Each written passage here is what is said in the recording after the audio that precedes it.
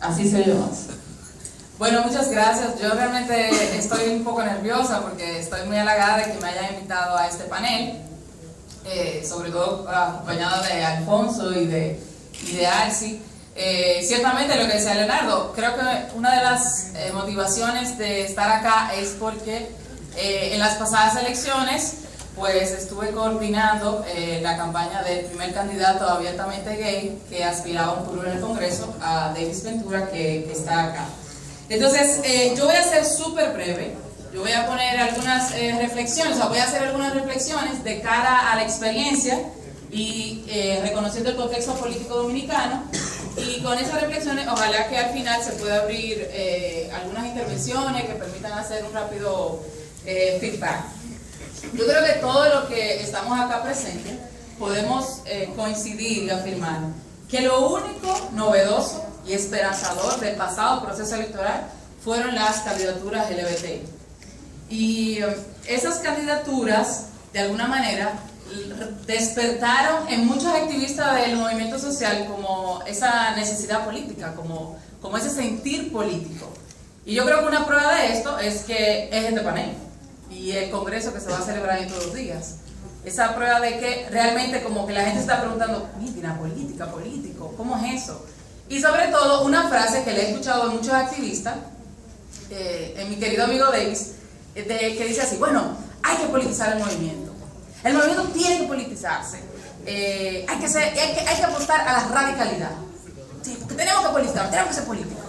Entonces ahí viene la pregunta, ¿qué es politizar el movimiento LGBT? O bueno, ¿cómo podemos politizar el movimiento LGBT? Para politizar un movimiento, lo primero que tenemos que constituirnos es en sujetos políticos. Alfonso lo mencionaba al inicio. La constitución de un sujeto político pasa por la capacidad que tenemos de entender y enfrentar a las estructuras de poder. Enfrentar las estructuras de poder conlleva obligatoriamente de pasar de estar pidiéndole migajas a la democracia, o sea, de estar con la democracia pidiendo nuestra parte, y empezar a entender todo el sistema que permita revertir el todo. Todo eso obviamente implica una lucha por el poder. Y la lucha por el poder solamente se hace construyendo fronteras políticas. ¿Quiénes somos nosotros y quiénes son ellos? Entonces, ese nosotros, y ahí es donde viene la pregunta, bueno, ¿quiénes serán ese nosotros? ¿Solo los LGBTI? El problema de la República Dominicana, del sistema político, económico y social de la República Dominicana, no es solamente de los LGBT. El sistema político, social y económico dominicano tiene un problema con la gente negra, con la gente que tiene apellido haitiano, con los pobres, con los que llevan pajón, con las mujeres, con los desempleados, con los enfermos, con los que tienen tatuajes y con todo el que no tiene una cuña como el PLD. Esa es la pura realidad de la República Dominicana. Entonces, usted dirá, bueno, somos demasiados, ¿verdad? ¿Cómo es que vamos a construir con tanta gente? Entonces ahí, ¿cómo constituimos ese nosotros? Entonces ahí es donde viene la constitución de un relato político, un relato sobre la democracia, que me permita atender mis demandas como movimiento y también permita hacer una cadena de equivalencias de las demandas de los diferentes movimientos sociales.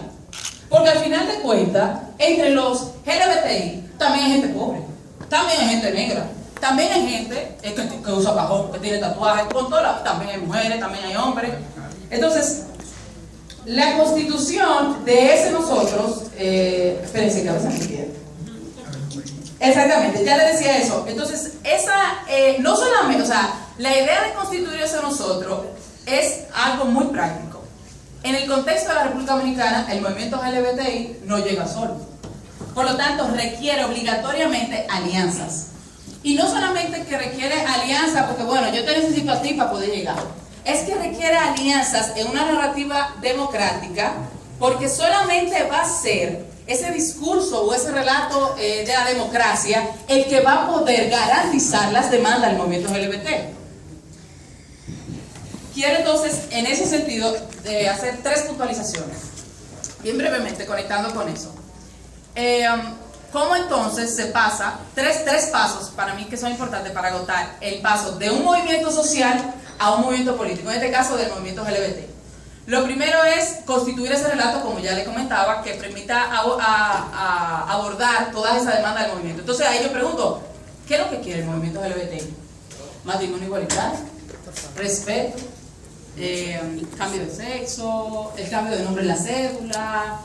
Si es eso, yo diría, bueno, encasíllelo en un papel y negocie con un partido político, que se lo dé, en un proyecto de ley. Pero si dentro del movimiento LGBTI de la República Dominicana hay individuos e individuas que tienen el deseo de constituirse en sujeto político, van a estar claros de que realmente por ahí no va a ser la línea. Porque no, independientemente de las leyes, de las instituciones, de las normativas que este sistema político les crea a ustedes, solamente va a ser un discurso que imponga una democracia radical que crea en la pluralidad, en la equidad y un sistema más solidario y humano, el que va a poder garantizar esa demanda. Y con eso, cuando estamos constituyendo ese relato, entonces luego nos preguntamos las fronteras políticas, lo que les decía anteriormente. ¿Quiénes son el nosotros y quiénes son ellos? En concreto, eso significa, ¿quiénes son los enemigos del movimiento LGBTI en la República Dominicana? ¿Quiénes son los que están impidiendo que la democracia en la República Dominicana realmente sea una democracia de derecho y que la ciudadanía ejecute de manera libre o haga cuerpo de manera libre sus derechos? Yo sé que muchos de ustedes están diciendo, la Iglesia Católica, los evangélicos. Ahora yo le voy a hacer una pregunta, ¿quién vota por la Iglesia Católica o por los evangélicos? Nadie. La Iglesia Católica y los evangélicos tienen sujetos políticos que los representan. Ahora la pregunta es, ¿quiénes son los partidos políticos de la República Dominicana que hacen cuerpo de todas esas visiones retrógradas y conservadoras de la Iglesia Católica y de la Iglesia Evangélica? Esos son nuestros enemigos. Y eso es lo primero. No es verdad que aquí un líder del movimiento LGBT que quiera los derechos, que esté luchando por derechos, esté votando al PLD y a Danilo Medina. Porque tiene más de 12 años gobernando este país y no ha podido garantizar mínimamente una libertad y una ejecución de derechos. Eso es, ¿cómo se dice? Eso es contradictorio. Es una falacia. Eso, exactamente. Entonces, de cara a la construcción de esa frontera y de cara a decir eso, ¿quiénes son nuestros enemigos? Ahora viene la pregunta, ¿quién da cuerpo a la política de los LGBT?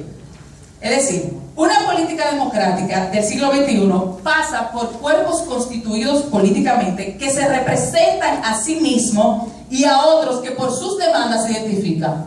¿Qué estoy diciendo con eso? Que cuando Debbie se para y dice, yo quiero equidad, Debbie no solamente está hablando por los LGBT, Debbie está hablando por la gente pobre, por la gente enferma, por la gente que tiene necesidades. Y en ese sentido, lo que quiero decir también es que no se trata de poner las demandas de los LGBTI en un maletín y dárselo a otro para que lo exijan.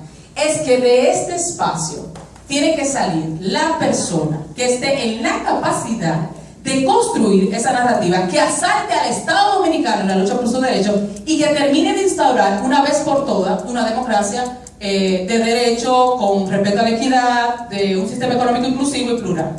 Voy a cerrar haciendo una pregunta, porque ya después de todo eso lo que estoy diciendo, yo entiendo que el reto que toca ahora es ¿quiénes de los que están acá están en disposición de construir y representar al partido de la ciudadanía? Es decir, el partido que realmente es de aquí a la democracia dominicana. Hay que repartir mucha galla.